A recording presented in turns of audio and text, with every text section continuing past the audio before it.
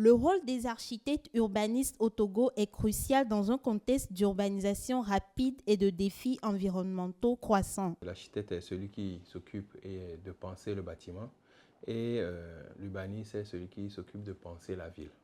Donc un architecte urbaniste, c'est celui qui a fait la formation en tronc commun de celui de l'architecture et de celui de l'urbanisme. Au cours d'une séance de travail organisée le 3 novembre dernier par le ministère de l'Urbanisme, de l'Habitat et de la Réforme foncière, le gouvernement veut optimiser le processus de délivrance du permis de construire. Pour avoir l'autorisation de construire, c'est-à-dire le permis de construire ici, comme on le dit au Togo, vous devez vous référer à un architecte.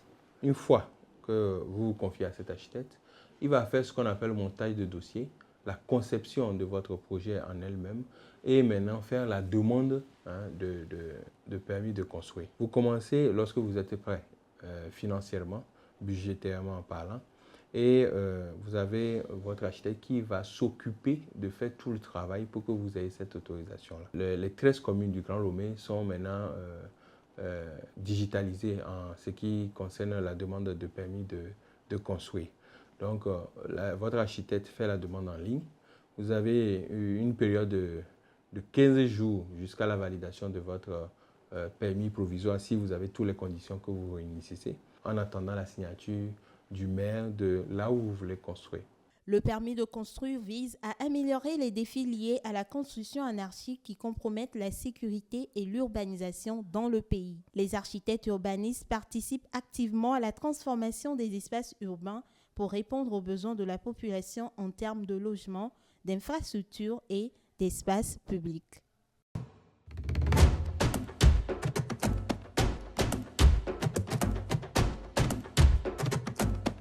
Dans cet atelier de niché à Lomé, nous rencontrons M. Simon Koutakokou, un passionné de poterie qui a choisi de travailler avec un matériau naturel unique, l'argile. Je m'appelle Simon Koutakokou Maoli. Je suis céramiste potier. Du modelage à la cuisson, chaque étape demande une attention particulière. Le processus débute par la sélection et le mélange de l'argile. Ensuite, notre potier façonne chaque pièce à la main, travaillant minutieusement chaque détail pour garantir une finition parfaite. Vient ensuite la phase de séchage, essentielle pour éviter les fissures. Enfin, les pièces sont cuites dans un four au bois, un procédé qui dure plusieurs heures et qui donne aux pots leur solidité et leur couleur unique. Après le tournage des pots, donc on passe à la cuisson. Après le séchage, tu fais le pot, ça sèche et après le séchage, tu mets au four. Donc voilà le four. Donc nous mettons les pots dans le four. Donc je suis en train de faire l'enfournement. Donc on met les pots dans le four et après on ferme. On ferme avec les briques comme ça. On ferme avec les briques. Et on badigeonne cette partie-là, la partie fermée, pour que la chaleur ne sorte. Travailler avec l'argile est loin d'être simple. Monsieur Simon nous confie les défis qu'il rencontre dans ce métier. Il y a le problème du bois que nous utilisons pour faire la cuisson. Parce qu'à certains moments, tu vas chercher, fatiguer le bois. Parce que pendant la saison des pluies, par exemple, il n'y a plus de bois. Donc, tu vas essayer d'approvisionner. Comme ça, pendant la saison des pluies, tu auras quelque chose à travailler. C'est le même cas que l'argile.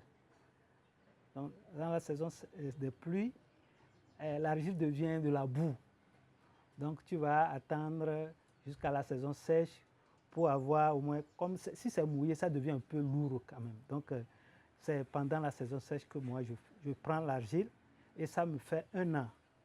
Donc, c'est à chaque année que je vais prendre de l'argile. Malgré ces défis, M. Simon tire une grande fierté de chaque pièce qu'il réalise. Ce qui me rend le plus fier dans ce travail, il y a beaucoup de choses. Par exemple, quelqu'un vient avec un pot que tu n'as jamais fait. Parce que individuellement, chacun a son système de travail. Mais quelqu'un a travaillé, tu ne connais pas l'outil qu'il a utilisé pour faire la décoration. et la personne t'amène la chose là, l'œuvre là. Donc c'est à toi maintenant de chercher les outils que tu vas utiliser pour faire la même chose que la personne veut.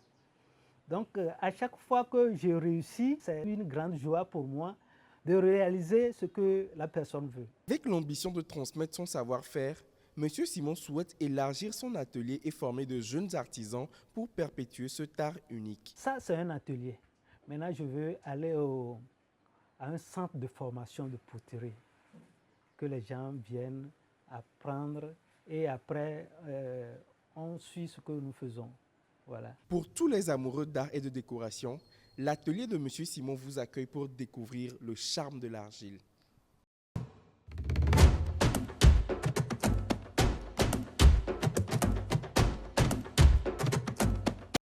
Nibombe Daré, le sélectionneur du Togo, était devant la presse ce jeudi à Kégué, où il a publié la liste des éperviers pour les matchs des 5e et 6e journées des éliminatoires de la CAN Maroc 2025. Le gardien, il y a Barcola Malcolm, Sama Mahadiou, Yaya Ashirafou.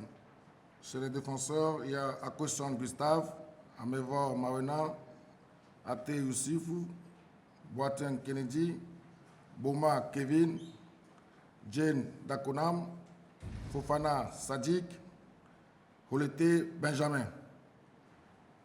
Pour les milieux,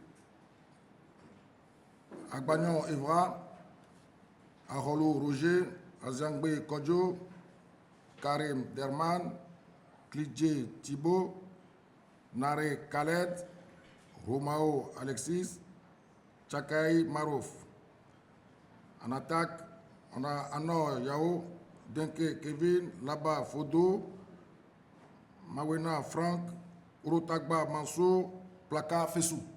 3 gardiens de but, 8 défenseurs, autant de milieux de terrain et 6 attaquants composent le commando pour ces missions ardues et coriaces dont l'issue incertaine plonge les observateurs dans le doute, malgré la petite lueur qui illusionne toujours les passions. Le Togo, il a des joueurs, puisqu'on ne va pas parler que de cette génération de tous les temps. Nous avons sur les périodes de participation des éliminatoires, que ce soit de la CAN ou même de la Coupe du Monde, on a montré de belles choses, toutes les générations confondues, même jusqu'aux générations dans la catégorie des jeunes. Nous avons des joueurs. L'enjeu est de taille. Les éperviers ne doivent rien laisser en cours de route au risque de se voir dire un nouvel adieu à la CAN pour la 4e édition consécutive. Les éperviers se déplacent le 13 novembre à Moronvia avant de recevoir la Guinée équatoriale le 17 novembre prochain pour leur ultime rencontre.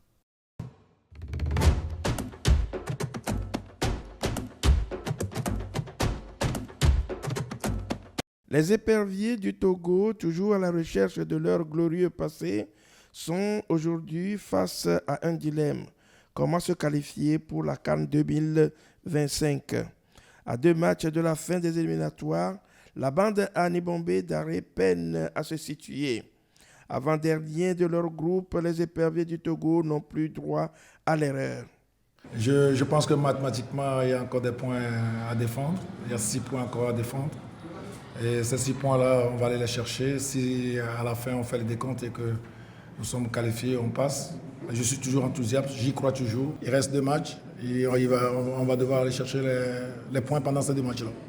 La victoire est donc impérative nonobstant la précarité ambiante.